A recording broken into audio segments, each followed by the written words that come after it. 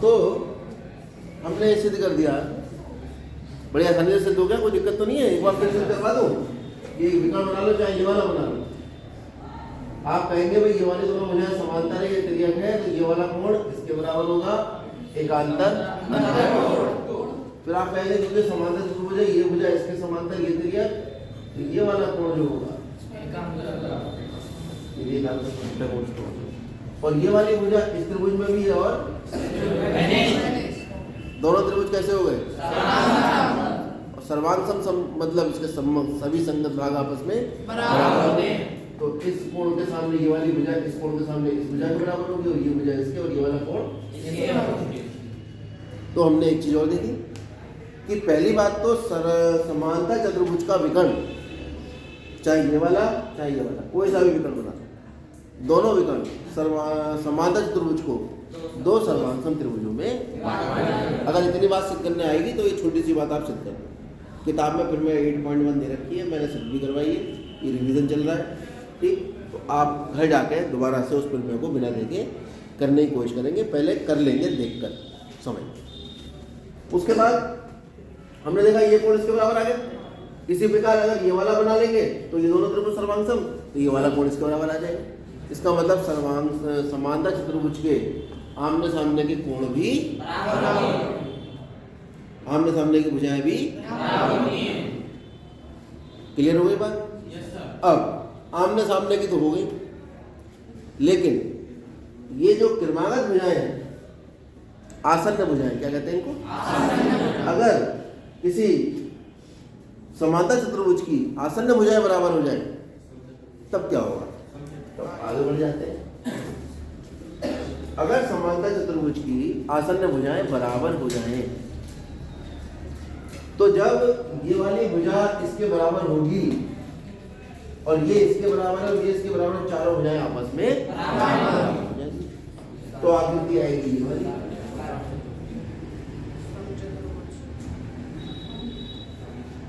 ये आइए आजू की बड़ी बताइए,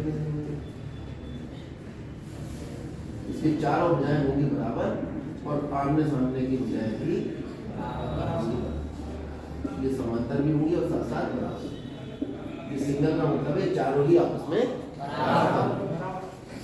और क्या बन जाएगा ये?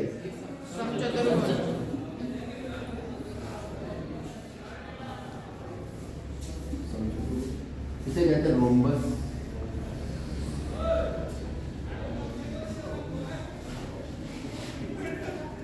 तो आपने देखा एक समांतर चतुर्भुज तुरंत एक समचतुर्भुज में बदल गया। कब? यदि आसन्न भुजाएं ऐसी हैं, एक समलंब एक समांतर चतुर्भुज में बदल गया यदि दोनों भुजाओं का योग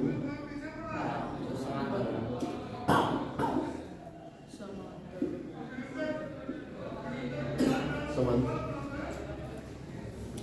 अब आप ये बताइए, क्या सभी समचतुर्भुज समांतर चतुर्भुज होते हैं? क्या है समांतर चतुर्भुज होने का प्रतिबंध? उसका भुजाओं की लंबाई होगी तो कोई लेना देना नहीं, केवल आमने सामने की भुजाएं समांतर होनी चाहिए। और हमने कहा कि एक समांतर चतुर्भुज जिसके आमने सामने की भुजाएं समांतर हैं और साथ साथ आसन्न भुजाएं बराबर हो जाएं, तो वो क्या बन जाता है? इसका मतलब एक समांतर चतुर्भुज ही क्या होता है? इसका मतलब सभी समचतुर्भुज कैसे होने चाहिए? क्या सभी समांतर चतुर्भुज समचतुर्भुज होंगे? नहीं सर। क्यों? बहुत सारे ऐसे होंगे समांतर चतुर्भुज जिनकी आसन्न भुजाएं बराबर नहीं, क्योंकि वही वाले विशेष चतुर्भुज, वो भी समांतर चतुर्भुज जिनकी आसन्न भुजाएं बराबर होंगी या जिनकी चारों भुजाएं बराबर होंगी, दूसरे शब्दों में कहूँ, एक साधारण अगर मैं बात करूँ, टेक्निकल बात ना करूँ, तो ऐसे समांतर चतुर्भुज जिनकी चारों भुजाएं बराबर होती हैं वो क्या कहलाते हैं? और समचतुर्भुज में समांतर चतुर्भुज के सारे गुण होंगे। क्यों? क्योंकि समचतुर्भुज होता ही समांतर चतुर्भुज है। समांतर चतुर्भुज में समलंब के सारे गुण होंगे, क्योंकि समांतर चतुर्भुज होता ही। तो जितने गुण समलंब के पढ़ोगे वो सारे किसके अंदर पहुंच जाएंगे? और जितने समांतर के कोण होंगे वो किसमें पहुंच जाएंगे? और ये क्योंकि ये यहाँ से शुरुआत हमने की थी, ठीक, तो इसके अंदर कुछ ऐसे गुण होंगे जो इसके अंदर है लेकिन इसके अंदर नहीं है। लेकिन क्योंकि इसकी उत्पत्ति इसी से हुई है तो इसमें वो सारे गुण होंगे जो इसके अंदर, और इसकी उत्पत्ति इससे हो रही है, ठीक, तो इसमें वो सारे गुण होंगे जो इसमें, लेकिन इसमें बहुत सारे ऐसे गुण होंगे जो केवल इसमें होंगे लेकिन इसमें नहीं होंगे। इसका मतलब अगर हमने इसके गुण समझ लिए तो हमें इसके पता लग गए, इसके समझ लिए। अब एक और विशेष स्थिति की तरफ पहुंचते हैं। अगर समचतुर्भुज के जो कोण है वो 90 तो नहीं है, नहीं है ना, लेकिन अगर इसका एक कोण 90 हो जाए, कोई भी एक कोण, ये वाला 90 हो गया, ये 90 है तो आमने सामने कोण बराबर, ये कितना हो जाएगा? ये 90, ये 90, ये दोनों हो जाए समांतर, ये तिर्यक, ये दोनों कोणों का योग 180, तो ये कितना आ गया? 90। और ये कितना आ गया? 90। इसका मतलब अगर किसी समचतुर्भुज का एक कोण 90 हो जाए तो चारों कोण अपने आप ही। अब क्योंकि ये किसका गुण है? तो समचतुर्भुज के सारे गुण किसके अंदर होने चाहिए? इसका मतलब इसका भी अगर एक कोण 90 डिग्री हो गया तो इसके भी चारों कोण। अब नीचे की तरफ आ जाओ, यहां से यदि कोई एक कोण कितने डिग्री हो, यदि कोई भी एक कोण 90 डिग्री हो तो ये समांतर चतुर्भुज तो ये बदल जाए, ये बन जाएगा, और इसका कोई भी एक कोण अगर 90 डिग्री हो गया समचतुर्भुज का, ये क्या बन जाएगा? और जल्दी समझो। लेकिन अगर आयत जो है, इस आयत की चारों भुजाएं आपस में बराबर हो जाए, मतलब ये दोनों भुजाएं बराबर हो जाए तो बाकी तो अपने आप में बराबर हो जाएंगे। कोई भी दो आसन भुजाएं बराबर हो जाए, एडजेसेंट साइड बराबर हो जाए, ये चारों भुजाएं बराबर हो जाए तो आयत क्या बन जाएगा? वर्ग दो तरीके से बन रहा है, या तो चतुर्भुज का एक कोण 90 हो जाए तो उसे वर्ग कह देंगे, या आयत के चारों भुजाएं बराबर हो जाए तो भी वो क्या बन जाएगी? वर्ग। यानी वर्ग इधर से भी आएगा। यदि चारों भुजाएं बराबर और वर्ग इधर से भी आ जाए, यदि कोई एक कोण समकोण हो जाए, चारों समकोण हो जाएंगे। इसका मतलब वर्ग कहां से बन रहा है?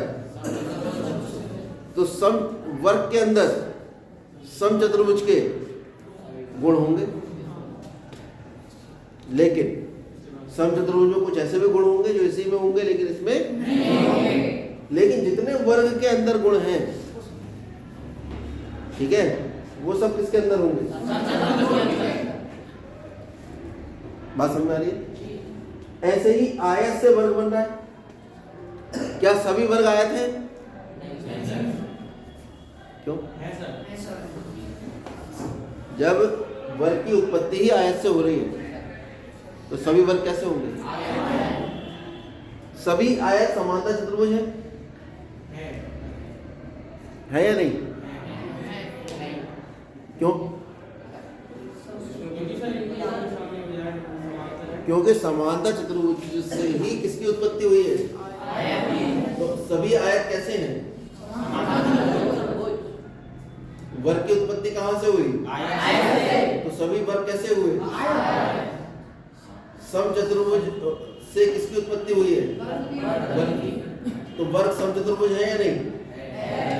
क्योंकि इसके आमने सामने की चारों भुजाएं समांतर है, आमने सामने भुजाएं तो चारों भुजाएं आपस में बराबर है।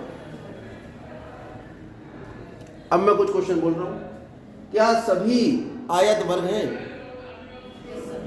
और नहीं तो क्यों? नहीं तो क्यों? हाँ हाँ, कुछ प्रैक्टिकल बात करके बताओ। इसकी चारों भुजाएं बराबर नहीं है। हाँ, बहुत से आयत ऐसे होंगे जिनकी चारों भुजाएं बराबर नहीं है। हाँ, वो वाले आयत जिनकी चारों भुजाएं बराबर होंगी वो क्या बन जाएंगे? लेकिन सभी थोड़ी हो जाएंगे। इसका मतलब सभी आयत वर्ग नहीं होते, लेकिन सभी वर्ग all squares are rectangle, but all rectangle are need not to be square. All square वर्ग को स्क्वायर कहते हैं।